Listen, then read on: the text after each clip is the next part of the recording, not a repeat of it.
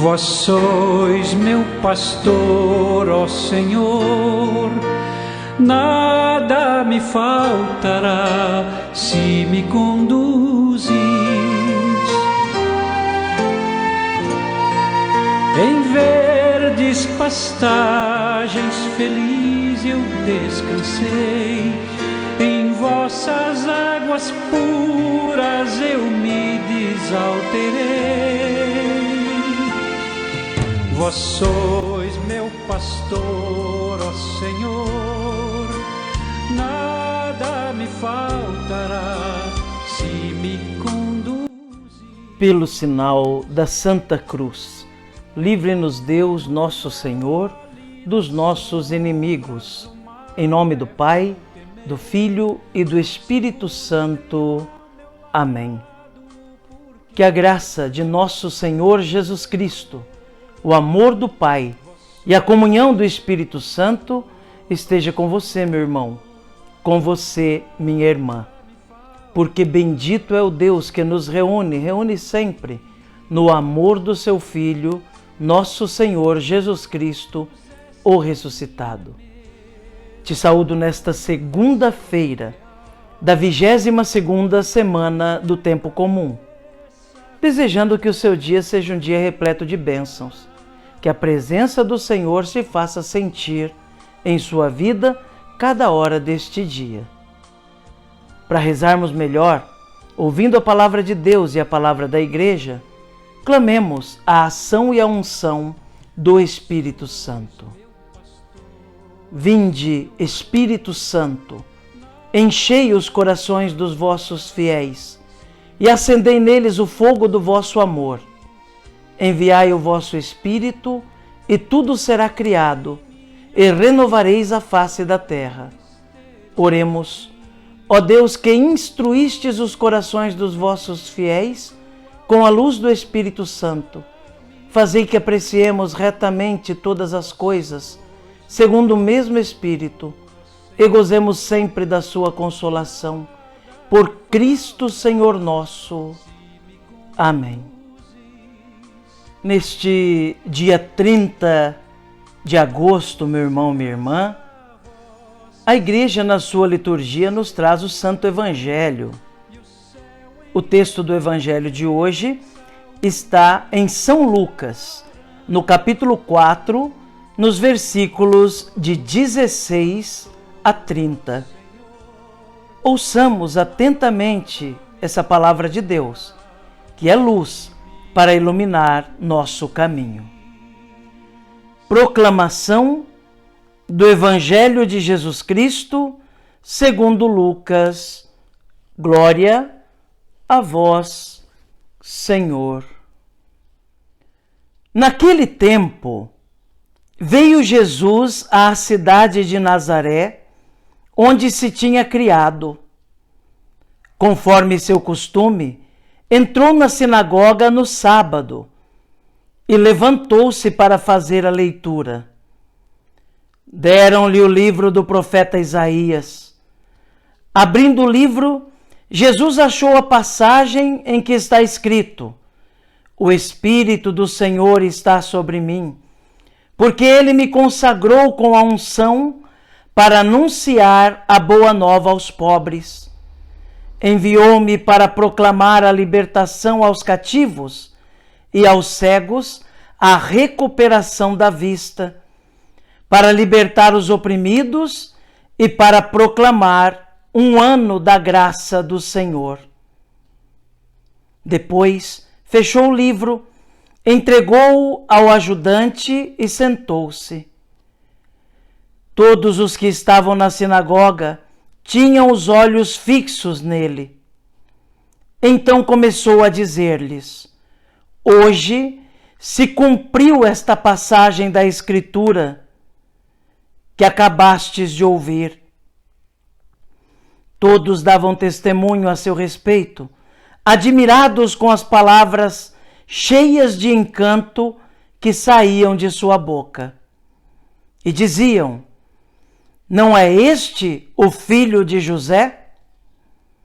Jesus, porém, disse: Sem dúvida, vós me repetireis o provérbio: médico, cura a ti mesmo. Faze também aqui em tua terra tudo o que ouvimos dizer que fizeste em Cafarnaum. E acrescentou: em verdade eu vos digo que nenhum profeta é bem recebido em sua pátria.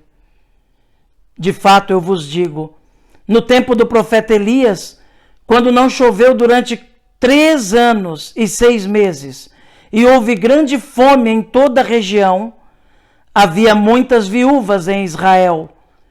No entanto, a nenhuma delas foi enviado Elias, senão a uma viúva que vivia em Sarepta, na Sidônia. E no tempo do profeta Eliseu, havia muitos leprosos em Israel. Contudo, nenhum deles foi curado, mas sim Naamã, o sírio. Quando ouviram estas palavras de Jesus, todos na sinagoga ficaram furiosos. Levantaram-se e expulsaram-no da cidade.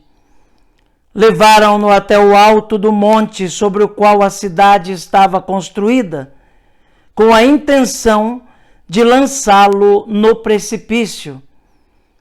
Jesus, porém, passando pelo meio deles, continuou o seu caminho. Palavra da salvação.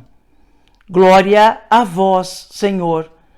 Que pela palavra do Santo Evangelho sejam perdoados os nossos pecados. Amém.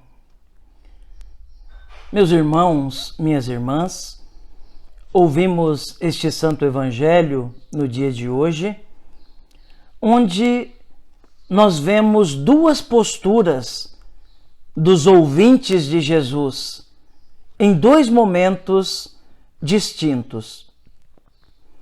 Jesus entra na sinagoga em Nazaré, toma o livro, pronuncia as palavras do profeta Isaías, depois se senta para explicar as Escrituras. 2 momentos se destacam aí. O primeiro é quando Jesus é elogiado, de certo modo. A palavra de Deus diz que, ao ouvirem a voz de Jesus, o ensinamento de Jesus, ficaram admirados e davam testemunho dele. Mas pouco tempo depois, quando Jesus continua o seu discurso, esses mesmos que ficaram admirados queriam matá-lo, porque não gostaram da continuação do seu discurso. Queriam precipitá-lo e matá-lo. Pois bem, é importante nós compreendermos como se dá tudo isso. Aqueles que estavam escutando Jesus, na verdade, se enchem primeiro de orgulho, de satisfação, por saber que é um conterrâneo seu que está ali pregando e que com tanta sabedoria está exercendo o seu ministério. Por isso que eles perguntam: não é ele o filho de José? Diferentemente do Evangelho de Marcos e Mateus, quando essa expressão aparece como que estivessem fazendo desfeita de Jesus, aqui em Lucas, essa expressão retrata muito claramente o orgulho que eles tinham por saber que Jesus era filho de um conterrâneo deles. Então ele é nosso conterrâneo, esse homem que fala com tanta sabedoria, esse homem que prega tão bem, esse homem que realmente nos favorece dar testemunho. Nós conhecemos José, nosso conterrâneo. Por isso ficam admirados e contentes com aquele gesto de Jesus ali na sinagoga de ler e interpretar as Escrituras. Isso certamente encheu o coração deles de desejo de tomá-lo para si, como se pudessem também aproveitar-se do ministério de Jesus. Como que pudessem dizer, bom, se ele é o nosso conterrâneo, vai nos dar espaço no seu ministério para que nós também possamos aparecer, para que nós também possamos falar ao povo, para que possamos também nós ter autoridade. E é aí que Jesus percebe a astúcia daqueles que o estão escutando. Não estão simplesmente escutando porque querem abrir o coração, porque querem se deixar transformar pela palavra, mas porque têm interesses no ministério de Jesus. Outros interesses. E é aí que Jesus continua com a segunda parte do seu discurso e começa a lembrar que nenhum profeta é aceito na sua terra. Lembra o episódio da viúva de Sarepta, uma estrangeira a quem o profeta Elias atendeu.